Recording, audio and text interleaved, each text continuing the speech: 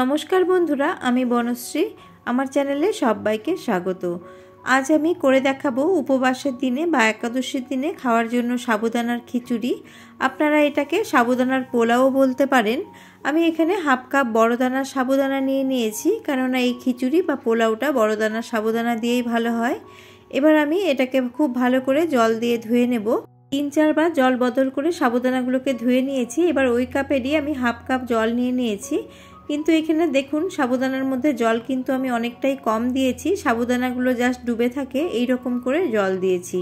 1/4 काप जल दिए आमी साबुदानागुलोके फुले ओठार जोन्नो ढेके राखबो मिनिमाम 3 থেকে 4 घंटा।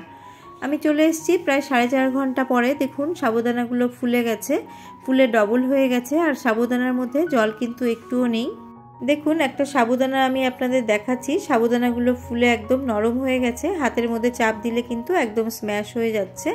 এই রকম কিন্তু ভেজতে হবে সাবুদানাগুলোকে, তবেই খিচুড়িটা খুব ভালো হবে। আর যা যা লাগবে আমি একটা বড় সাইজের আলুকে আমি সেদ্ধ করে আমি টুকরো করে নিয়েছি। আমি নিয়েছি 1 মুঠো চীনা বাদাম, নিয়ে নিয়েছি ছোট সাইজের একটা টমেটো, দুটো কাঁচা লঙ্কা কুচি আর নিয়েছি 1 ফালি লেবু। এবার রান্নাটা শুরু করব। গ্যাসের মধ্যে আমি কড়া বসিয়ে দিয়েছি। কড়া বসিয়ে আমি দিয়ে দিচ্ছি ঘি। আমি আজকে এটা উপবাসে খাবো, তার জন্য ঘি দিয়েই করছি। আপনারা সাদা তেলও দিতে পারেন। এখানে আমি 1.5 টেবিল চামচ মতো ঘি দিয়ে দিয়েছি। ঘিটা সামান্য একটু গরম হয়ে গেলে এর মধ্যে প্রথমে আমি চীনা বাদামগুলোকে ভেজে নেব।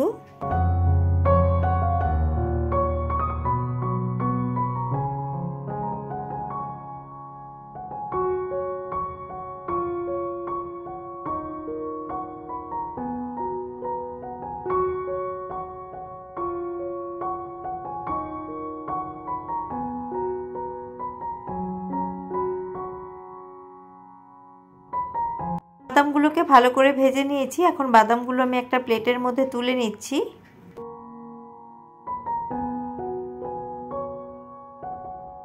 এই ঘিয়ের মধ্যে আমি দিয়ে দিচ্ছি হাফ চা চামচ গোটা জিরে।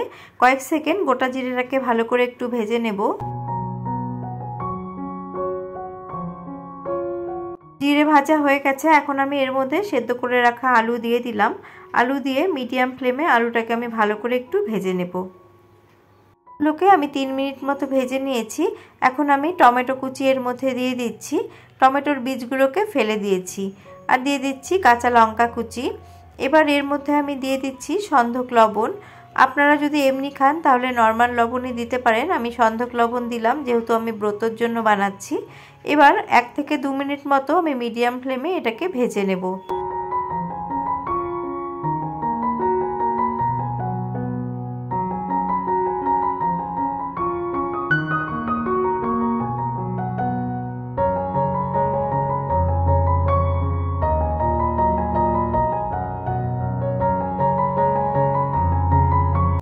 মিনিট 2 ভেজে নিয়েছি। এবার সাবুদানাগুলোকে দিয়ে দিচ্ছি।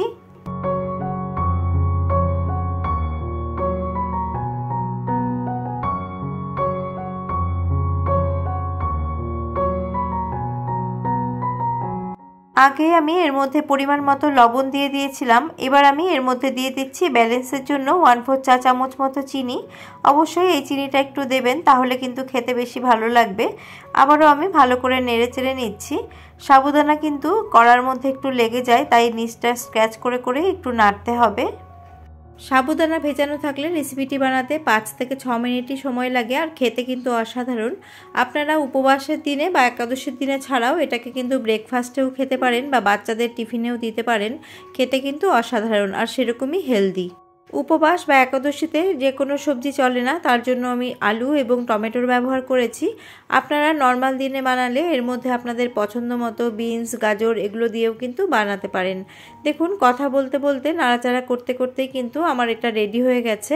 এখন আমি এর মধ্যে ভেজে রাখা বাদামের আধা বাদাম এর মধ্যে দিয়ে দেব, আর বাকি আধা বাদাম আমি পরে গার্নিশিংয়ে দেব।